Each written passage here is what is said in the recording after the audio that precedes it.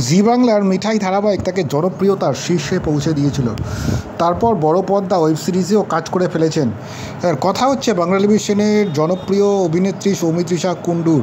যদিও এই মুহূর্তে বেশ কিছু দিন ছোট পর্দা থেকে দূরেই রয়েছেন। মাঝে সময় সৌমিত্রিষা জানিয়েছিলেন যে ছোট পর্দায় ফেরার কোনো ইচ্ছে তার নেই, কারণ আপাতত তিনি বড় পর্দায় মন দিতে চান। এর মধ্যে গঙ্গা দিয়ে অনেক জল বয়ে গিয়েছে। বেশ কিছুদিন অসুস্থ ছিলেন সৌমিত্রিষা, ফের ধীরে ধীরে সুস্থ হয়ে উঠছেন। আর এরই মধ্যে খবর যে ছোট পর্দায় ফিরতে চলেছেন অভিনেত্রী সৌমিত্রিষা কুণ্ডু, অর্থাৎ সকলের মিঠাই।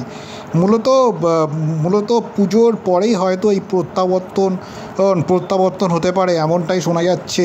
তবে স্টার জলসা না জি বাংলা কোন চ্যানেলের হাত ধরে সৌমিত্রিষা ফিরবেন সে বিষয়ে এখনও কোনো সঠিক স্পষ্ট উত্তর পাওয়া যায়নি।